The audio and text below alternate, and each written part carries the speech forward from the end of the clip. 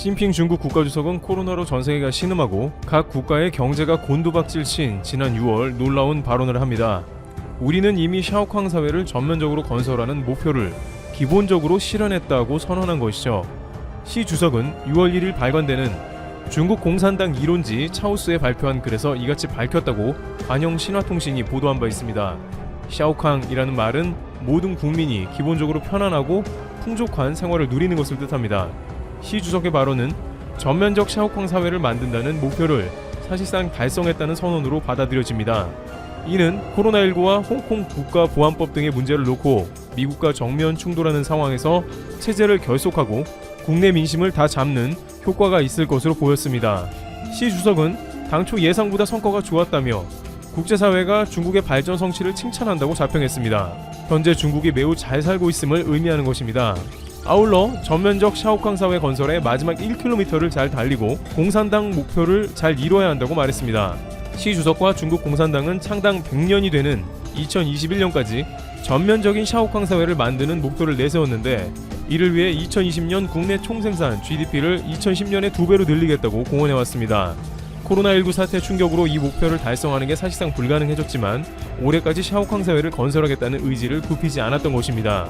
국가발전개혁위원회 허립펑 장관도 최근 올해 끝나는 13차 5개년 경제개발 계획에서 전면적 샤오캉 사회 완성을 위한 대부분 지표가 이미 목표치에 도달했다고 주장했었습니다. 허 장관은 올해 중국의 GDP가 1%만 증가해도 2020년 GDP는 10년 전에 1.91배에 달한다고 밝혔는데 이는 GDP를 정확히 2배는 늘리지는 못하더라도 종합적 목표에 거의 다가갔으니 사실상 샤오캉 사회를 건설한 것으로 볼 수 있다는 뜻으로 풀이됐습니다.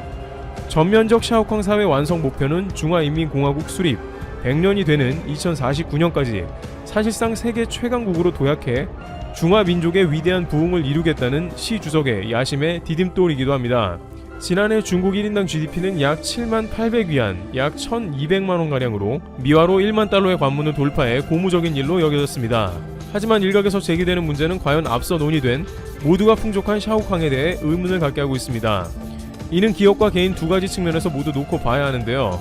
먼저 중국 기업은 샤오캉을 떠받치는 건강한 상태인가 라고 질문했을 때 상당한 우려를 안겨주고 있습니다. 많은 기업이 최근에도 부실 우려를 더하고 있는 상황인데요. 샤오캉을 누리는 것은 개인이며 이 샤오캉을 지켜주는 것은 중국 기업인데 뜻밖의 악재가 쏟아지고 있는 것입니다. 최근 중국 내에서 최우량 기업의 회사채 등급인 AAA를 받은 대형 국유기업이 채무 불이행, 디폴트하는 사례가 빈발하면서 중국 자본시장의 현주소를 적나라하게 보여줬다는 평가가 나오고 있습니다. 또한 독일 BMW의 중국 사업 합작 파트너인 화천그룹이 파산 절차를 밟으며 중국 시장에 큰 충격을 안겼습니다. 이 회사는 분명 중국 내 최고 기업이었기에 AAA 회사채가 발행이 되고 있었음에도 불구하고 하루아침에 파산한 것입니다. 이것이 정말 심각하다는 것은 화천그룹이 파산에 들어갔다는 사실 자체보다는 별다른 사전 경고 없이 갑작스럽게 지방정부가 소유한 대형 국유 기업이 디폴트를 내고 파산 지경에 이른 점이 더욱 큰 충격이라는 것입니다. 국내에서도 자주 거론된 AAA 등급을 받던 중국의 반도체 유망주 칭화 유니그룹도 지난 17일 만기가 돌아온 13억 위안, 약 2,190억 원 규모의 회사채를 상환하지 못하고 디폴트를 낸 바 있습니다. 이런 그룹은 굉장히 중국 안에 많다는 게 문제입니다. 또한 이런 그룹의 규모가 작지도 않다는 것입니다. 결국 지방정부가 소유한 대형 우량 국유기업들의 잇따른 디폴트 사태로 중국 자본시장의 기본 인프라인 신용등급의 신뢰성에 금이 가고 있다는 평가가 나오는 것이죠. 홍콩 일간 사우스차이나 모닝포스트 SMP는 중국의 국영기업들이 발행한 회사채에서 잇따라 디폴트가 나타남에 따라 세계에서 두 번째로 큰 채권시장에 큰 충격이 가해졌다며 이에 따라 지방정부의 보증구와 중국 신용평가 기관들의 신뢰에 의문이 제기됐다고 했습니다. 관계자들은 다른 것은 몰라도 AAA가 하나도 아니고 동시다발로 무너지고 있다는 것은 매우 보기 드물다며 이번 코로나 사태로 인해서 그간 부실이 골마 터진 중국 기업의 한계가 드러난 것이라고 지적합니다. 중국 당국은 이에 따라 매우 격노한 것으로 알려졌습니다. 시진핑 주석이 샤오캉 선언을 한 지 몇 달도 안 되었으며 자신들은 이제 미국과 따로 움직이며 중국이 세계를 리드하겠다는 마당에 중국 기업은 파산으로 몰리는 겁니다. 결국 중국 경제가 세계적으로 보기 드문 빠른 회복세를 보였지만 코로나19 사태로 인한 내상이 경제 전반에 남아있음을 보여주는 것이라는 해석도 나오고 있습니다. 또한 중국이 전반적인 경기 회복에 따라 통화 완화 정책의 강도를 낮추는 출구 전략을 본격화하면 경기 부양 정책의 영향으로 지연됐던 한계 기업들의 디폴트가 더 늘어날 가능성이 있다고 전문가들은 지적합니다. 시장 정보업체 윈드에 따르면 올해 중국의 회사채 디폴트 규모는 연말까지 작년 184건 1,500억 원 위안 규모를 넘어설 전망입니다. 사안이 일파만파로 커지자 중국 당국은 화천그룹 파산 사태의 관련자들을 강력히 처벌하겠다고 나섰습니다.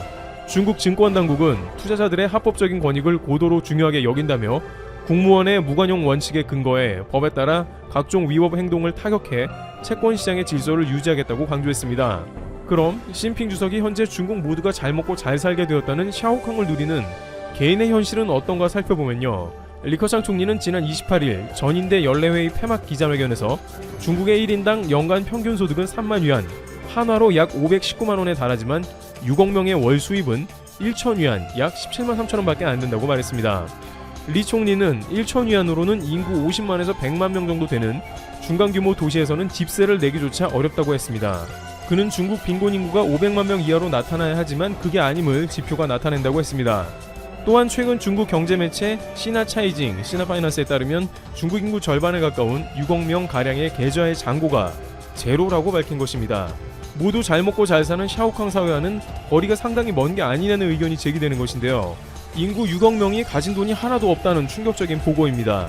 이것의 주된 원인으로는 앞서 거론된 중국 지방정부의 부실화로 인해서 많은 기업들이 파산 위기에 있는 것과 동시에 다양한 외국 기업들이 탈중국화를 하면서 많은 이들이 실업에 처한 것도 큰 영향을 주었다고 전해집니다.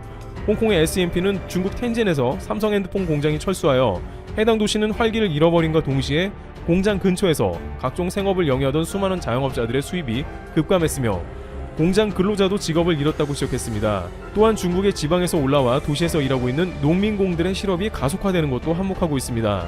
S&P는 중국의 많은 기업들이 공장 자동화가 일어나면서 많은 인력이 퇴출되고 있다고 전하고 있습니다. 애플의 하청회사인 폭스콘은 일부 라인 설비를 모두 자동화했으며 이는 한 도시 인구에 해당하는 40만 명의 실업자를 내기도 했으며 중국의 농민공 실업 문제가 본격화되고 있다고 말하고 있습니다. 취용빈 HSBC 차이나 수석 이코노미스트는 지난해는 도시 고용이 830만 명 순증했지만 올해는 1월 초와 비교해 3월에 2,600만 명의 일자리를 잃었다면서 40여 년 만에 첫 도시 고용 규모가 감소일 것이라고 말했습니다. 그는 또 중국에서는 고용주에게 직원이나 유급 노동자 숫자를 유지하도록 하는 등의 임금 보호 체계조차 없다고 지적했습니다. 더욱이 870만 명에 이르는 올해 신규 대학 졸업생들 역시 취업난이 예상되고 있습니다. 이 밖에 대규모 실업과 이로 인한 잠재적 사회 불안으로 중국 정부의 권력 기반이 흔들릴 우려까지 있다고 S&P는 주장합니다. 결국 이러한 상황을 종합한 결과 약 6억 명에 달하는 사람의 계좌 잔고가 제로라는 주장에 힘이 실립니다. 여기에 마지막으로 중국 정부는 국내뿐만 아니라 해외에서 벌인 1대1로로 큰 부채에 시달리고 있습니다. 1대1로는 많은 개발도상국 국가를 대상으로 인프라 사업을 벌이며 중국 자금을 빌려주는 것인데 파키스탄, 방글라데시 등 주요 1대1로 국가들은 중국의 부채를 줄여달라고 요청을 하고 있으며 빌려준 대금은 제대로 상환되지 않고 있습니다. 콩고, 잠비아 등 일부 아프리카 국가는 사실상 중국의 1대1로 대금을 상환하지 못할 것으로 예상되어 중국은 국가 간의 떼인 돈도 기하급수적으로 늘 예정입니다. 이와 같이 샤오캉을 선언한 중국 당국은 그와는 다소 동떨어진 모습이 전개되고 있는 상황이 연출됩니다. 가장 경제 회복도 빨리 했다는 중국이지만 국제사회에서 의심의 눈초리를 거두지 않는 이유이기도 합니다. 중국산 김치가 국제표준이 됐다는 중국 언론의 주장과 관련해 해당 표준이 등록된 국제표준허기구가 이를 반박하고 나섰다. 중국이 근거로 삼은 표준이 김치와는 무관하다는 것을 공식적으로 확인한 것이다. 동아시아 지역 내 각종 문화적 산물의 원조임을 주장하는 중국의 김치 공정에 제동이 걸렸다는 해석이 나온다. 이를 산드린 트란차드 ISO 홍보 담당은 한국경제신문과의 이메일 인터뷰에서 ISO 24220은 파우차이에 대한 것이며 해당 문건은 김치에 적용되지 않는다고 밝혔다. 중국 언론에서 이 문건이 공식적으로 통과돼 중국식 김치가 김치의 국제표준이 됐다고 주장하는 것에 대해선 파우차이 표준은 아직 발표되지 않았다. 이 기준은 김치에 적용되지 않는다고 재차 확인했다. 앞서 중국 환구시보는 중국식 김치가 국제표준이 됐다는 내용의 기사를 내보내 논란이 됐다. 동아시아 지역의 모든 역사와 문화적 산물을 자신의 것이라고 주장하는 동북 공정의 일환으로 여겨졌다. 하지만 ISO가 공식적으로 중국의 파우차이와 한국의 김치가 다른 것이라고 밝히면서 김치의 원조가 중국 파우차이라고 주장하는 중국의 김치 공정에 제동이 걸렸다는 해석이 나온다. 식품업계 관계자는 중국식 김치가 국제 표준으로 인정됐다면 김치 수출을 할 때 중국의 기준을 맞춰야 했을 수 있다. 이 경우 한국식 김치는 국제식품 시장에서 사라질 수도 있었다고 말했다. 프란차드 담당은 새로운 표준은 소비자협회, 학회, 민간 NGO, 정부기관 등으로 구성된 기술위원회에서 결정하는데 이 과정에서 모든 이해관계자의 의견이 고려된다고 설명했다.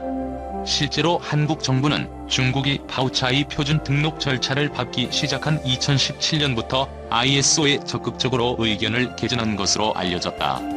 농식품부 관계자는 중국이 파우차이를 국제 표준으로 등록하기 시작할 무렵부터 한국식품연구원을 중심으로 파우차이는 김치와 다르다는 점을 분명히 밝혔다.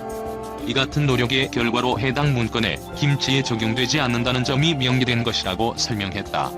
ISO는 다만 현재 한국식 김치의 표준 등록은 따로 추진하고 있지 않다고 덧붙였다. 농식품부는 이미 2001년 세계 식품 규격인 코덱스에 김치가 등록되어 있는 만큼 김치의 국제 표준은 한국이 유일하다고 보고 있다.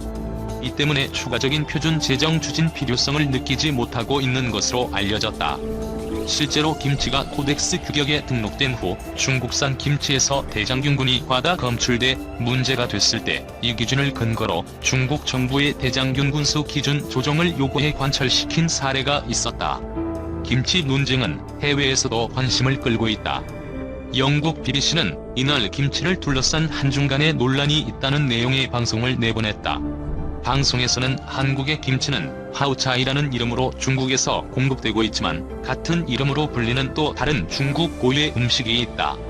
ISO 문서는 이번 식품 규격이 김치에 적용되지 않는다고 적시했음에도 일부 중국 언론은 이와 다르게 보도했다고 했다. 그러면서 한국 내 김치 수요가 많아 중국에서 김치를 만들어 수입하고 있다. 이와 대조적으로 한국의 김치는 중국의 엄격한 규제에 막혀 수출되지 못하고 있다고 밝혔다.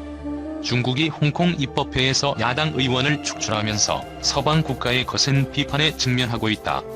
미국은 이 사안과 관련해 홍콩 관리에 대한 추가 제재를 경고했고 영국은 주영 중국 대사를 초치하는 등 강력한 반발이 이어지고 있다.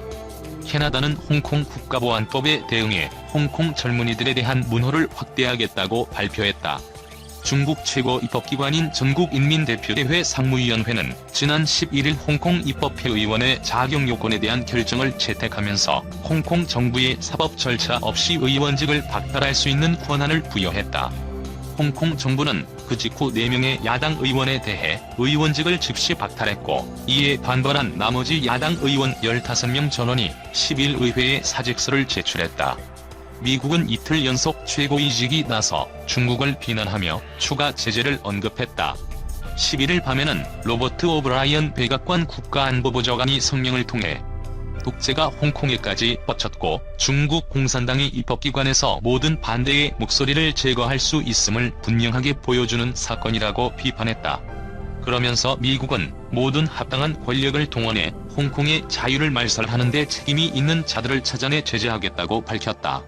10일 오후에는 마이크 폼페이오 국무장관이 성명을 통해 중국의 일그러진 애국주의 환상은 자유와 민주주의 요구를 억압하는 구실이라며 미국은 전 세계 동맹, 파트너들과 계속 협력할 것이다.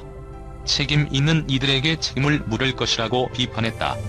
영국 외무부는 11일 샤오밍 주영 중국 대사를 초치해 홍콩 야당 의원 의원직 박탈에 관한 우려를 전달했다. 도미닉 라브 영국 외무장관은 홍콩 입법회 의원 자격에 대한 중국의 새로운 규정은 법적 구속력 있는 영국-중국 공동선언의 명백한 위반이라고 말했다. 라브 장관은 중국은 다시 한번 약속을 어기고 홍콩의 높은 수준의 자율성을 약화시켰다고 지적했다. 홍콩 반환협정은 1997년 중국 반환 이후로도 50년 동안 홍콩이 현행 체계를 기본적으로 유지토록 하는 등 일국양제 기본 정신을 담고 있다.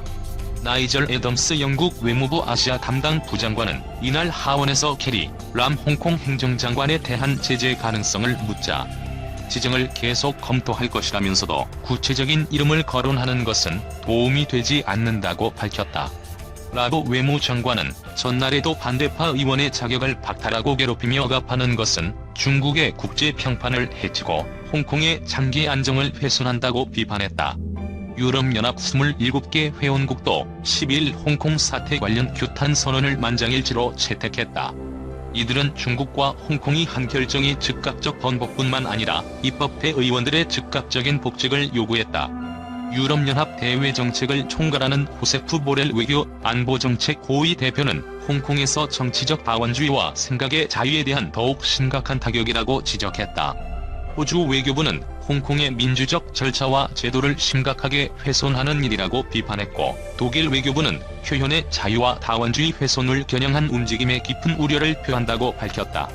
이런 가운데 캐나다는 12일 홍콩 보안법에 대한 대응으로 젊은이들에 대한 유학과 취업 번호를 확대하겠다고 발표했다. 로이터 통신은 이에 대해